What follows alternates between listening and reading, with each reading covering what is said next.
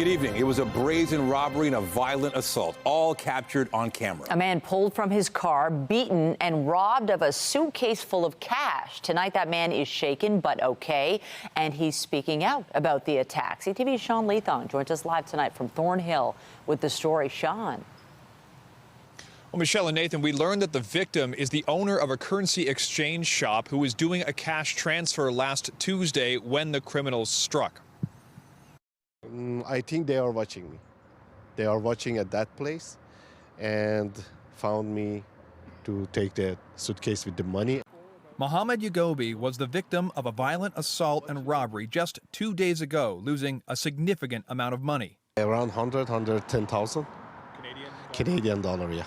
You can see from this video 3 masked men at the door of the gray Genesis SUV driven by Yagobi. The vehicle is boxed in by 2 others. They get the door open, pulling Yagobi out of the driver's seat. He tries to fight back while a third person grabs the suitcase full of cash before running to another vehicle. Broad daylight, busy area, cars going by, people going by, and to confront the victim in his vehicle like that, it's just, we haven't seen something like this in a long time.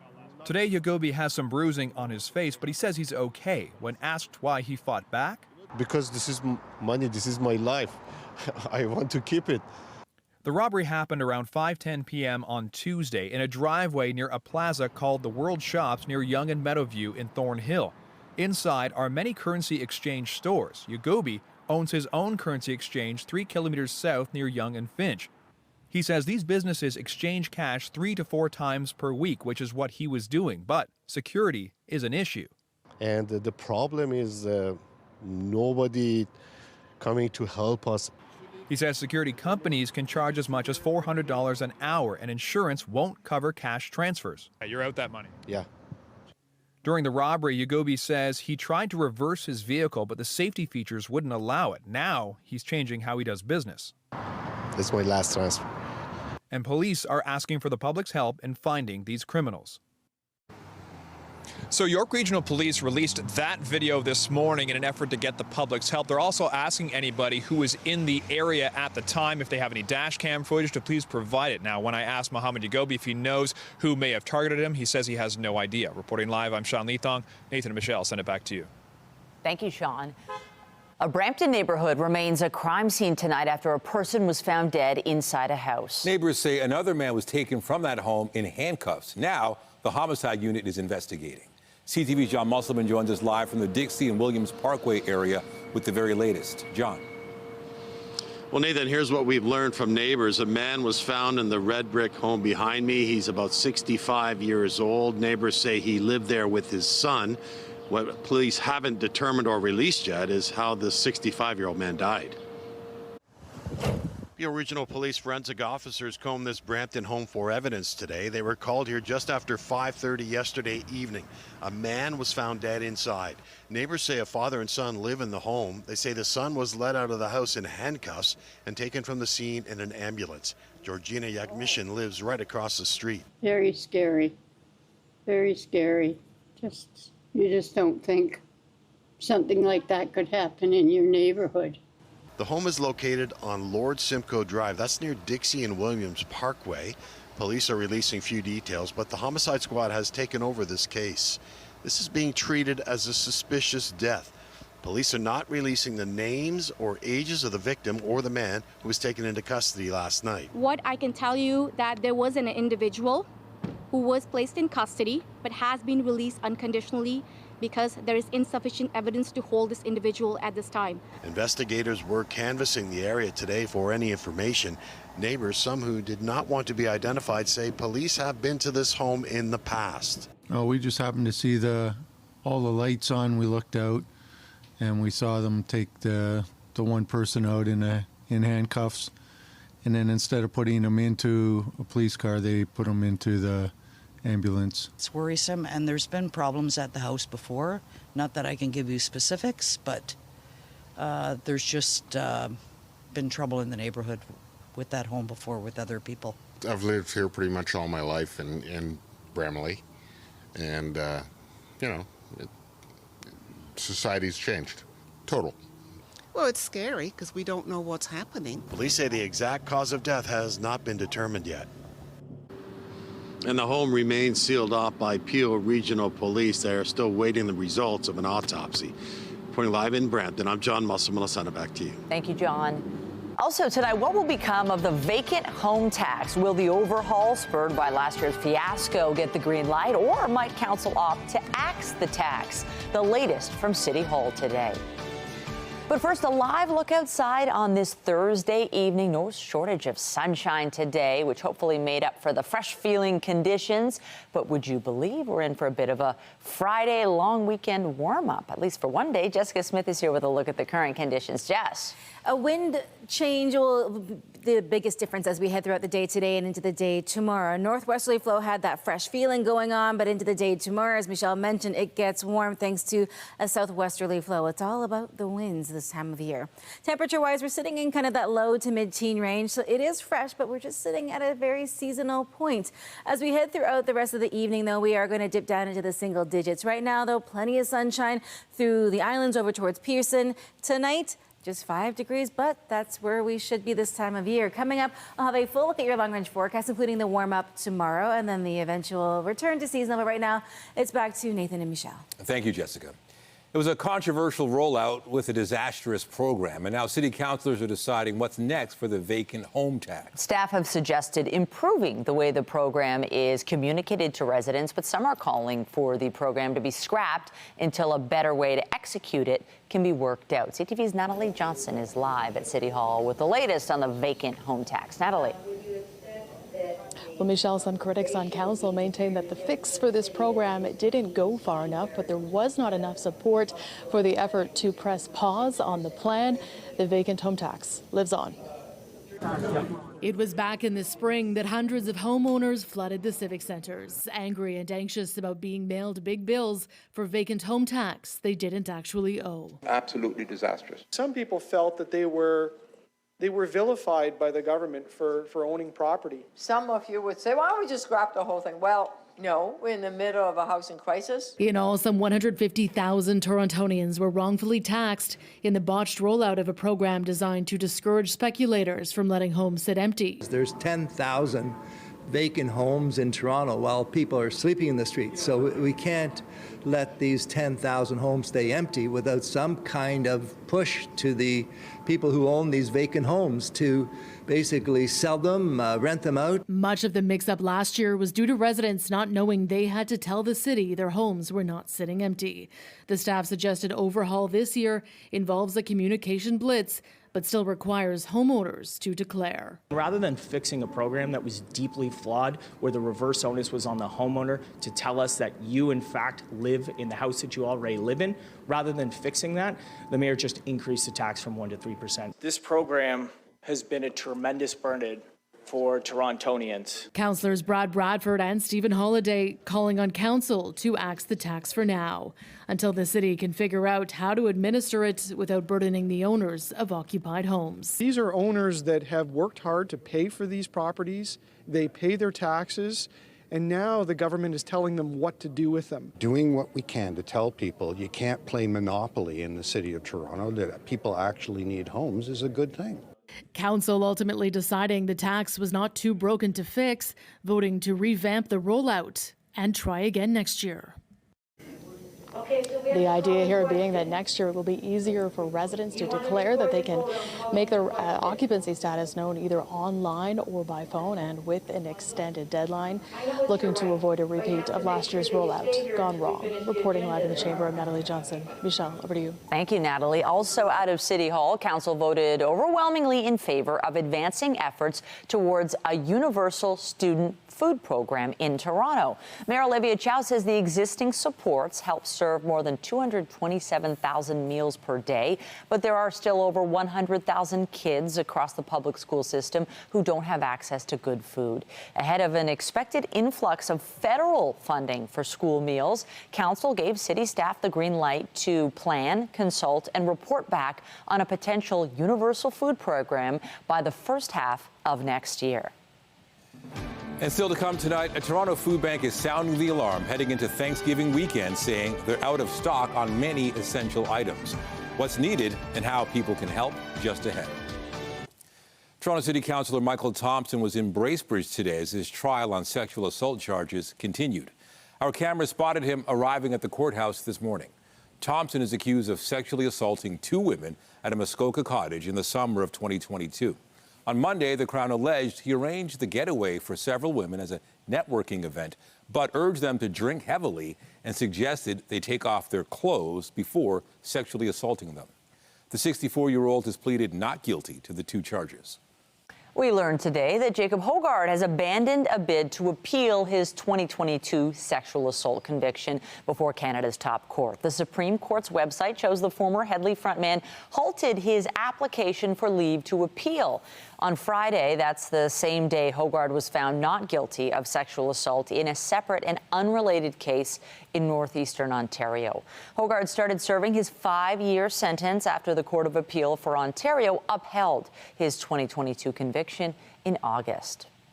One man is dead after an industrial accident in Mississauga late this afternoon. It happened just before 4 on Wharton Way in the area of Dundas and Dixie. Police say a man was taken to a local trauma center but was later pronounced dead. The Ministry of Labour is investigating. Toronto police have identified a suspect accused of stabbing multiple people after a confrontation in the city's West End. On September 24th, around 1 o'clock in the morning, they say the suspect got into an argument with a group of people near Bloor and Christie. He then allegedly stabbed several victims, leaving a 24-year-old man with life-threatening injuries and a 22-year-old man hurt. They've now identified the suspect as 27-year-old Tony Lynn of Toronto. He's wanted on charges of aggravated assault and assault with a weapon. Anyone with information is asked to contact police or Crime Stoppers. Meanwhile, we're learning more about a crash yesterday afternoon in Scarborough that left a pedestrian seriously hurt. Police say a school bus was traveling east on Kingston Road and turning left onto Kingswood Road when it struck a 22-year-old woman while she was in the crosswalk. She was rushed to hospital with life-threatening injuries. The driver remained on scene. The investigators are asking residents, businesses, and drivers who may have security or dash camera footage of the area or incident to get in touch. It's been nearly 3 years since 2 people were killed in a 5-vehicle crash near High Park. Now, the trial of the man accused of dangerous driving is underway. CTV's Mike Walker has the story. It's been nearly 3 years since Valdemar and Fatima Avila were killed in a 5-vehicle crash near High Park. The trial now underway for Arturo Catula, who is facing 2 counts each of dangerous driving causing death and bodily harm. This dashcam video played for the court captures the collision when Catula's BMW crashes into the back of the couple's vehicle on Parkside Drive around 4:40 p.m. on October 12, 2021. According to the agreed statement of facts, Catula was driving southbound on Parkside Drive, which has a posted speed limit of 50 kilometers per hour. He approached the intersection at Spring Road, where there was a row of vehicles stopped by backup rush hour traffic from Lakeshore Boulevard. The agreed facts state he moved into the curb lane and hit the Avila's Toyota Matrix, which caused a chain reaction crash. Catula's BMW then mounted the curb and collided with a hydro pole. Body camera footage from a responding officer was also played for the court. It shows the aftermath of the multi-vehicle collision as first responders tend to the victims. Investigators concluded the BMW was traveling between 117 to 101 kilometers per hour when it struck the rear of the Toyota. Valdemar was pronounced dead at the scene. Fatima died from her injuries the same day in hospital. The agreed facts also state Catula's driver's license was suspended for medical reasons in March 2020, but was reinstated on January 15, 2021. The trial continues Friday. Mike Walker, CTV News. Hurricane Milton tore into Florida's Gulf Coast last night as a Category 3 storm, making landfall near Sarasota. The giant storm left behind devastation and heartbreak as officials assess the damage and rescue those in need. CTV's Joy Malvin reports. As Hurricane Milton barreled into Florida's Gulf Coast, an outbreak of deadly twisters ripped apart buildings up and down the state. I've lived here all my life. I've never seen anything like this. never that many, one after the other. Crazy. At least 38 tornadoes made this storm even more unpredictable. The damage and loss only now coming into focus. This is a devastating tornado. It took out that 10,000 square foot red iron building. Surveying the devastation, Florida's governor confirmed there were fatalities. So, this is really just, and it's a tragic thing because it's not like, oh, they should have evacuated. What do you do when you have a tornado? You kind of duck and cover, happens so quickly. The deadly storm surge feared for Tampa didn't happen, but the water and flash flooding came fast and it was far-reaching at levels never seen. Trapped by the rising water, Amber Henry was terrified. Me and my children hopped on the oven, and once we hopped on the oven, I called my mom and told my mom, I think me and my children are about to drown to death. As rescue crews look for survivors, the hurricane knocked out power to millions and left a trail of destruction. The power of the wind ripped off the roof of the Tampa Bay baseball stadium, where first responders were supposed to be based. For many who stayed behind, it's been a 1-2 punch. Just 2 weeks after Hurricane Helene battered Florida, now this. I think it's just cumulative, it's just, you start to thaw out and you get pretty overwhelmed.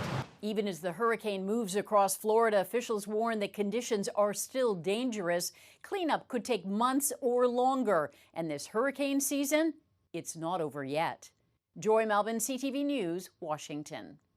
Overseas now in the Middle East, Palestinian officials say there were at least 27 deaths in an Israeli strike on a school sheltering displaced people. This happened in the central Gaza city of Deir al-Balah. Witnesses say the attack occurred while school managers were meeting with representatives of an aid group in a room normally used by Hamas-run police who provide security. They said there were no police in the room at the time. Israel says it carried out a precise strike targeting a military command and control center inside the school. Elsewhere, the Israeli military says 3 of its soldiers were killed in fighting in the northern Gaza Strip. Area-specific humanitarian pauses have now been agreed to, allowing for a second round of polio vaccinations in the territory. It will begin Monday. UNICEF says the hope is to vaccinate 590,000 children under the age of 10. The first round began September 1st and reached its goal of 90% of children in that age group. It was carried out in phases over 2 weeks during pauses in the fighting between Israel and Hamas. The UN says for the vaccination campaign to work, the pauses must be respected. The first case of polio in Gaza in 25 years was confirmed in August.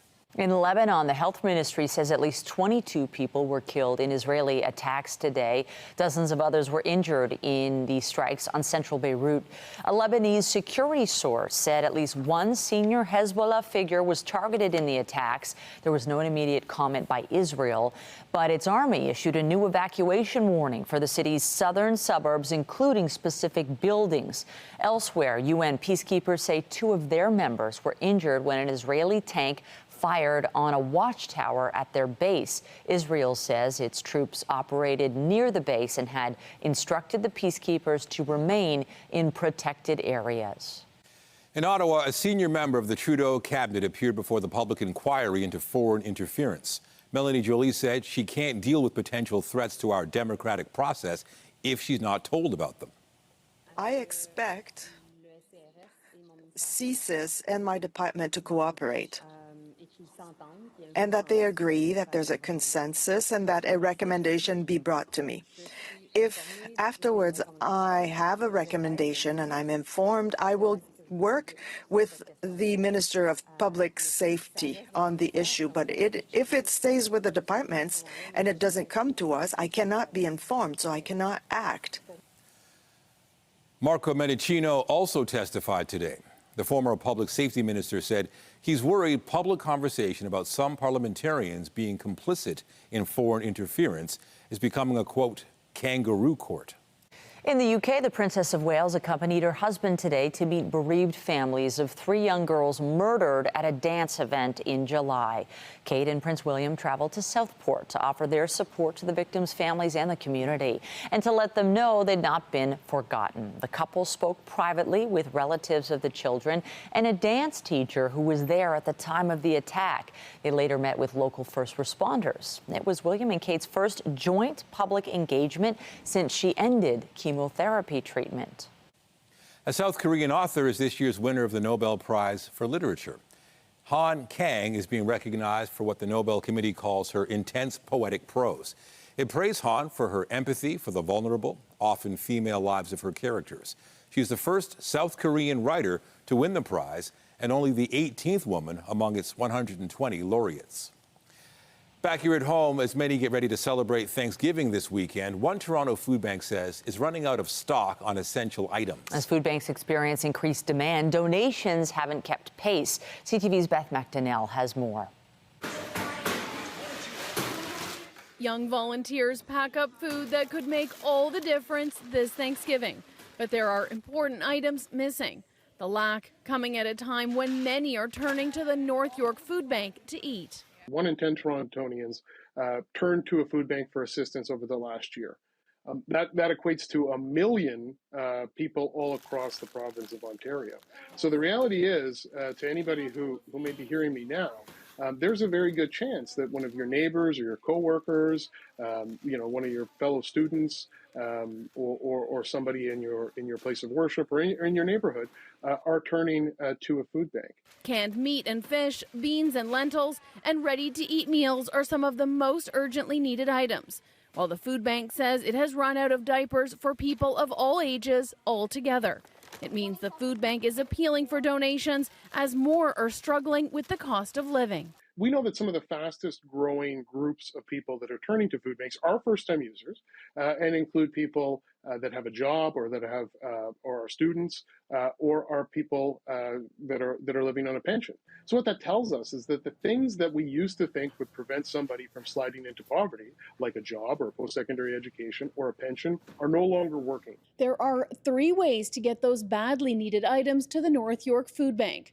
1, by making an online monetary donation. 2, by bringing items here to the warehouse of the food bank. Or 3, dropping off items to any fire hall in North York. Beth McDonnell, CTV News. Coming up on CTV News, youth mental health on the decline. The findings in a new national report as youth gather to talk, offering insight and solutions. And I'm Pat Foran. Coming up on Consumer Alert, romance scams continue to be a huge problem in Canada. So far this year, Canadians have lost more than $23 million to romance fraud. One family just found out their mother was scammed out of $20,000. I'll have that story. That's just ahead. And it's been relatively mild, even warmer into the day tomorrow, but looking ahead to the end of the long weekend and into next week, ooh, it gets cold. Coming up, I'll have a full look at your long-range forecast and break down the bit of a chill on the way. And stay with us. We have another full night of great shows for you right here on CTV.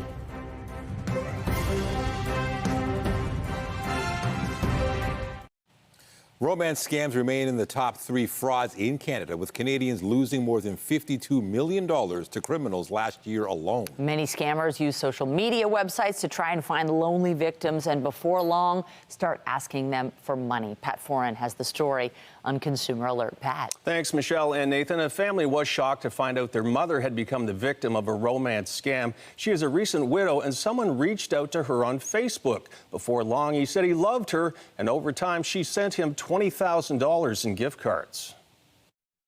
Late July, we were contacted by a relative who said that our mother had been scammed. Identical twins Pauline and Paula Harnham of Woodbridge traveled to Newfoundland to be with their mother Elaine after finding out she had been caught in a romance scam. The sisters say their father recently died and their mother was being treated for cancer. We believe that what's happened is that my mother has been caught at a vulnerable time, and the scammers can be pretty convincing. Elaine says she was on Facebook one day when a man sent her a friend request. He fell in love with me when he seen my picture. The man said he was also a widow and was her age, and before long he was texting her day and night. He seemed so nice, and he wanted to come here to meet me. But then he said his finances were tied up in a U.S. bank, and he asked if he could borrow money to help his sick son.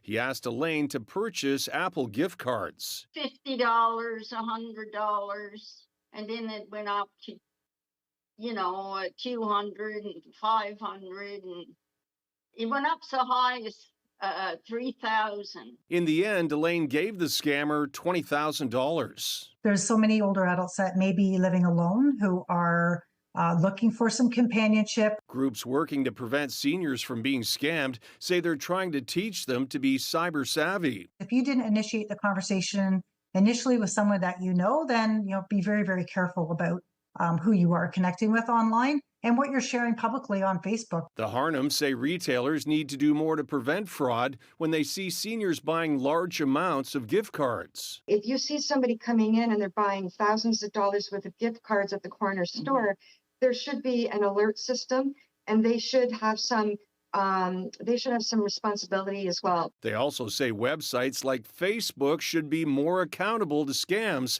taking place on their platform.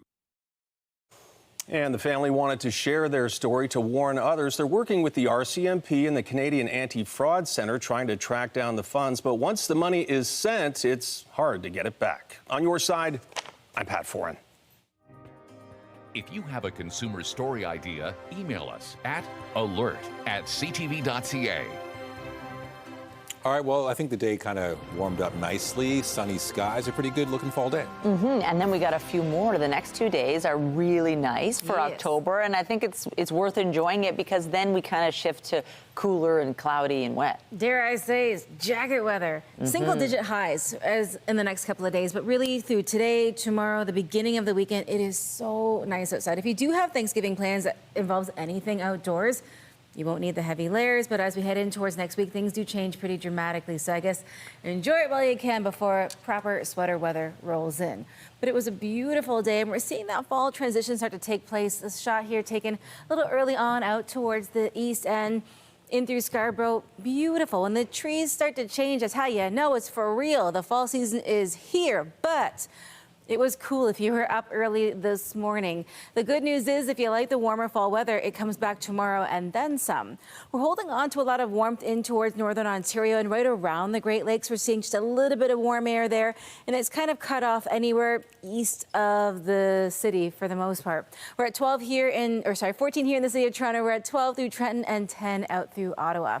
Tonight, very seasonal, still kind of a northerly or westerly flow to the wind off and on throughout the evening, and then the winds change into the day tomorrow. 5 tonight, we'll be at just 2 through Bancroft, 2 in Waterloo, and we are seeing some frost advisories in place. If you do have any temperature-sensitive plants that are still kicking, you may want to cover them as we head through the evening. Into the day tomorrow, we're into the 20s. Again, if you like the warmer fall, we've got that right across southern Ontario as we kind of round out the work and school week before you kick off the long weekend. Into the kind of low to mid-20s for the most part, so we're sitting comfortably above seasonal. High pressure moves in and really takes hold throughout the day tomorrow and towards your Saturday. And then Sunday, there's a bit of a shift that takes place as another cold front makes its way through, bringing some active weather and also bringing temperatures down. But for the rest of our evening, it's not our problem. It is a little cool tonight, but we're back to where we should be. Into the day tomorrow, we see a southwesterly flow to the winds, gusty at time, gusts upwards of 40 kilometers an hour. So it's windy, but it's warm. As we head in towards our Saturday, we're watching for a little more sunshine to come through. Again, a great day if you are traveling for the long weekend. And then as we head in towards Saturday evening, we watch around a shower start to make their way in, set to kind of rain on the day a little bit to get through our Sunday. Temperature-wise, it's above seasonal comfortably as we head throughout the day tomorrow. We dip down to 9 degrees, which is still in the single digits, but above the seasonal average. Very normal, very seasonal as we head into Saturday. Again, if you're traveling, you have outdoor plans, Saturday's probably the better day to get it done. Not a wash of a day entirely on Sunday. The rain kind of moves in late morning, and then we're watching for showers off and on, but just 11 for the high. In towards Monday, it is just 9 degrees, 4 for the lows, is fresh. And the same forecast, almost identical as we head into Tuesday, but we'll see a little more sunshine.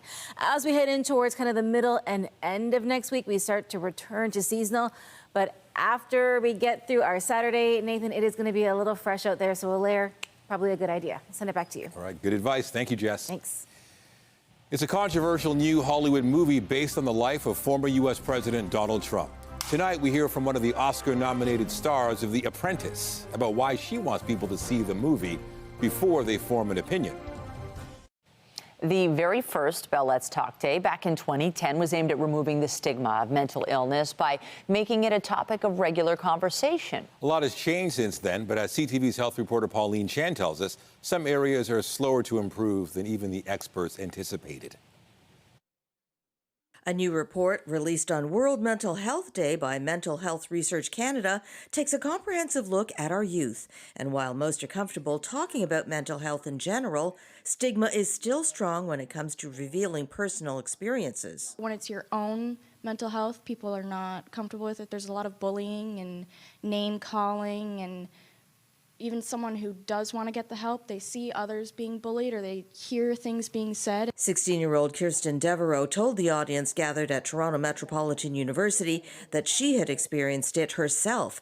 Another surprising finding, says lead author Michael Cooper, is that this decline in youth mental health could be spotted as early as 2015, long before the pandemic. The report also looks at suicide, which is the second leading cause of death in young people. 8% of people had planned suicide, which is a staggering number. That means about 1 in 10 youth are considering and actively making a plan for suicide in the past year. Isaiah Neal spoke of his suicide attempt while in university. I come from 14 years of playing the game of football, and you quickly learn that the status quo is shove your emotions down and don't talk about it. He sought help initially from his coaches, who fortunately were supportive. I'm an athlete for only a couple hours a day. The rest of the day, I'm a human being, and it's okay to feel those emotions. It's okay to talk about those emotions, and that's where I really found that balance. The youth panel also spoke about solutions, highlighting education, especially of teachers and others in daily contact with young people, as a way to build understanding. It's time to uplift and empower our next generation. And Bell Let's Talk Chair Mary Deacon spoke of her own two brothers who died by suicide. The work that's being done and the ability for young people to both connect in with those organizations, but to speak their truth and have their voices heard. I wonder, if my brothers would still be here with me today. The next Bell Let's Talk Day will be on January 22nd, and it will feature a campaign to support 6 youth mental health providers. Pauline Chan, CTV News. Canada Post is honoring a pair of TV stations that revolutionized how Canadians enjoy music. Stamps honoring MuchMusic and Music Plus were unveiled today. MuchMusic was the country's first station dedicated to music videos and went to air just over 40 years ago. Music Plus followed 2 years later in Montreal. The stamps are meant to depict the iconic buildings the stations operated out of and the cheering crowds that would gather outside them. Telling the story of what MuchMusic meant to artists, creating that level playing field with the international artists, that they were stars in their own right, to the point where you could watch and not know that this is a Canadian artist. I had no idea about that. So it launched so many careers, and it still continues to be that exposure that the Canadian artists need. The stamps are available online and at postal outlets across Canada. Even before seeing it, Donald Trump dismissed the new film, The Apprentice, as pure fiction. The filmmakers acknowledge some events have been fictionalized for dramatic effect. Now people can judge for themselves as the film is now in theaters. CTV's Andrea Case spoke to one of the stars of the movie. You have to be willing to do anything to anyone to win. The film, The Apprentice, which premiered at the Cannes Film Festival in May, left without a distribution deal. It took some time and a threatened lawsuit in an attempt to stop its release, but it was finally picked up in September. It tells a fictionalized version of the rise of Donald Trump, played by Sebastian Stan in the 1970s. In this film, Trump is the apprentice, and a mentor-protege story that charts the origins of his relationship with lawyer and fixer Roy Khan. In that role, Jeremy Strong. Maria Bakalova plays Ivana Trump. When you think about her, you don't really know her life story, you don't know her journey, but you get to understand that she's been somebody that's been way much ahead of her time, outspoken and bold And when you think about women back in the 70s, 80s, especially Eastern Europeans, especially people that haven't been born here, you don't imagine that they will be so brave, and she's been like that. Of course, there are good things and bad things, and you can always find things that you can criticize about a human being. But I think she's been an interesting person. Go find someone else. I'm not a trophy wife. You're gonna ruin your life if you don't marry me. Why? 1 second, listen, Why is that? Because I'm rich, I'm handsome, I have a great family, I'm gonna be the #1 builder in New York. Listen to me. You're gonna have a life you can't even dream of, Ivana. With me. I love you. I love you. Bakalova received an Oscar nomination for her daring role in 2020's Borat's subsequent movie film. And in this film, too, there were some challenging scenes. Director Ali Abbasi conducted an extensive audition process involving many auditions. He's daring to do things that people usually get scared to do. So I did a meeting, then I did a self-tape, then I did another self-tape and another self-tape, and maybe after 4 months, I got the call and I was over the moon. While many people have formed their own thoughts on The Apprentice without seeing it, the Bulgarian actress says people should see the movie first and judge it for themselves. People should come and see The Apprentice because this movie is much larger than just a story about these people. The characters are somehow like a representation about the American system. And we all know this idea of the American dream, but what are you willing to sacrifice in order to achieve your dreams, in order to succeed with this desire of power and manipulation, and how far can you actually go? So I think I look at it as a dive into the underbelly of the American system in general and power dynamics. The Apprentice is in theaters on Friday. Andrea Case, CTV News.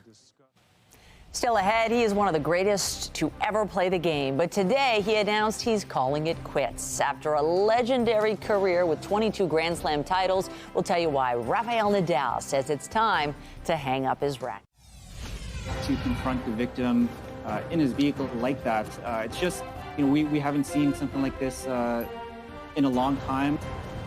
Updating our top stories, the owner of a currency exchange store near Yonge and Finch says he plans to change how his business operates after he was assaulted and robbed of a large amount of cash Tuesday in Thornhill. Police are asking for the public's help in finding the people involved. You just don't think something like that could happen in your neighborhood. A homicide investigation is underway in Brampton after a person was found dead inside a home yesterday evening. Neighbors say a father and son lived there, and they saw the son led out of the house in handcuffs. Peel police say they placed an individual in custody but released them because of insufficient evidence to keep holding them. Some of you would say, why don't we just scrap the whole thing? Well, no, we're in the middle of a housing crisis. And Toronto City Council has voted to keep its vacant home tax in place. But there are plans for improved communication with residents after last year's botched rollout. Some 150,000 homeowners were wrongfully taxed after realizing they had to inform the city their properties were not vacant. Critics of the tax on council called for it to be scrapped. Remember to keep up to date day and night at ctvnewstoronto.ca and by downloading the CTV News app. And if you ever have a news tip, photos, or video of breaking news, let us know. On the markets, the Canadian dollar is down 16 cents to 72.76 U.S. Oil was up to $75.11. And the TSX Composite Index was up more than 77 points to 24,302. The Business Report is brought to you by Canadian Western Bank, the bank built for business. Air Canada's pilots have voted to ratify a new 4-year labor deal. The result puts an end to the concerns about a potential strike. Aviators at the country's largest air carrier were set to walk off the job last month, but a tentative agreement was reached in time. It grants the airlines more than 5,200 pilots a combined wage hike of nearly 42% over 4 years. The Airline Pilots Association says the contract received 67% votes in favor. Air Canada said it welcomed the result. South of the border, TD Bank has been hit with a record-breaking $3 billion fine for failing to properly monitor money laundering. Canada's second-largest bank also pleaded guilty to criminal charges. The U.S. Justice Department said lax practices made it convenient for criminals to transfer large sums of money. The settlement also restricts TD Bank's growth in the U.S. market. TD Chief Executive Bharat Masrani said The bank should have done better and is ensuring the issues aren't repeated. The Japanese parent company of 7-Eleven is planning a major overhaul to help fend off takeover plans from its main competitor. 7-Eleven has been in the sights of its Canadian rival, Quebec-based Alimentation Couche-Tard, which owns convenience store brand Circle K. Now, Bloomberg reports 7&I Holdings plans to split into two companies. One will focus on 7-Eleven itself and other profitable retail operations, while other business lines would be hived off into a separate company. Analysts say the move is an attempt to increase growth and appeal to investors who may be tempted by the potential for a buyout. Despite a series of interest rate cuts, a new report suggests Canada's real estate market is still in recovery mode. Royal LePage released its national house price composite for the third quarter. It put the median home price across Canada at $815,500. That number includes single-family detached homes and condo units. It marks a drop of 1.1% from the quarter before and up 1.6% year over year. Royal LePage President and CEO Phil Soper said buyers are waiting as potential further interest rate cuts, although home prices could climb in the meantime. If you're an existing home buyer, it's not really impacting you so much today. It's those first-time home buyers, the investors, small landlords that are really having the dilemma as to when they leap. The report also found the country's most expensive real estate markets, Toronto and Vancouver, have seen a slower recovery than other regions, but the GTA is now projected to see a turnaround throughout the fall. The TTC is preparing to close one of its commuter parking lots so the land can be used for housing. This is happening at 50 Wilson Heights Boulevard, right by Wilson Subway Station on Line 1. The TTC says that station's main lot will be permanently shut as of November 18th. The 8-acre space will instead be redeveloped with plans for nearly 1,500 new housing units, as well as parkland, office, retail, and community spaces. The project is part of the city's Housing Now initiative, repurposing municipal land for housing. The Toronto Maple Leafs are in New Jersey tonight with a familiar face behind the opponent's bench. Matheson with the pass, Doc down low in front, Caulfield scores! The Leafs will be looking for their first win after dropping the season opener 1-0 in Montreal last night. This evening, they take on Sheldon Keefe and his new club in their home opener. To basketball, and a key member of the Toronto Raptors championship team is calling it a career. Danny Green has announced his retirement. Now, he spent 15 years in the league, winning the NBA title 3 times. Green was a starter on all of those championship teams. Now, he says he's now excited for the next chapter and is hoping to work in media with some opportunities to consider. And one of the greatest to ever grace a tennis court is also retiring. Rafael Nadal has won 22 Grand Slam titles. His unrelenting physical style made him one of the game's best, but injuries have hampered the 38-year-old in recent years. Nadal says it is the appropriate time to end a career that was much more successful than he could have ever imagined. Still ahead tonight, a Halloween mystery. A BC man is trying to figure out who stole a giant pumpkin from his front yard and why. That story just ahead. Get Toronto's top stories, breaking news alerts, and watch live. Download the CTV News. Well, it's definitely not the easiest item for a thief to take, especially when it weighs more than 200 pounds. But under the cover of night, someone entered a British Columbia pumpkin patch and took off with a man's prized possession. CTV's Shannon Patterson has the story. We can take this one out. Dave Lindsay has a special reason for growing pumpkins in the front yard of his West Kelowna home. I just wanted to grow them for my grandchildren. It's a fleeting time for children, Halloween. So I want to take advantage of it. This year, the 68-year-old retiree grew 2 giant gourds he estimated at around 240 pounds each. He planned to bring them to Nanaimo, where his 3 grandchildren live. The 2 large pumpkins were going to go for the boys, and I have a very odd-shaped pumpkin in the back that's going to go for my little granddaughter. And she'll still get that. But I'm afraid I'm down to 1 pumpkin now. That's because this giant, he'd nicknamed JT, was stolen over the weekend. I know it was at 1:06 in the morning, Saturday morning. I have a camera on it, but it's very dark. You could just see some rustling, no details at all. So that's when it was taken. The security camera confirmed the when, but the who and the how remain a mystery. I would say it would take 3 strong people to get, because it's an awkward shape and they're kind of slippery. You know, the line was cut fairly clean, so I think it was a bit of a planned caper. Whether it was taken by teenagers wanting to smash it or a fellow pumpkin lover yearning for a giant of their own, I do not expect to see it again. his grandsons are disappointed they'll have to share one big pumpkin this year, but Lindsay is taking it in stride. I'm just laughing about it. I mean, you know, when you consider all the serious things going on in the world right now, missing a pumpkin is not high on the list of our concerns, is it? But he's not taking any chances with his last remaining giant. As you can see, I'm camouflaging it here now.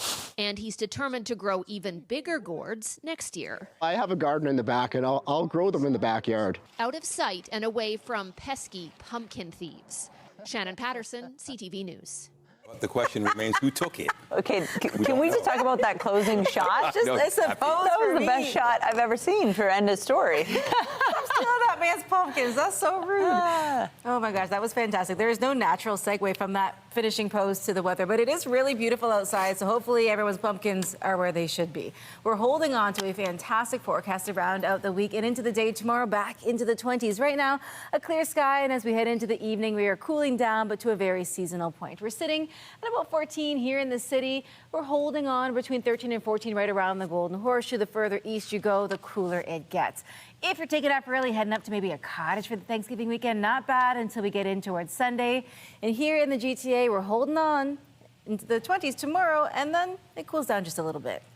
Thank you, Jess. That's it for us, but you can join Omar Sachedina at 11 for CTV National News, followed by Zoraida Allman with your next local newscast at 11:30. In the meantime, our coverage continues anytime on CP24 and at ctvnewstoronto.ca. For Jessica Smith and the whole team here at CTV News, thanks for watching and have a great night. It was the pose at the end. Oh.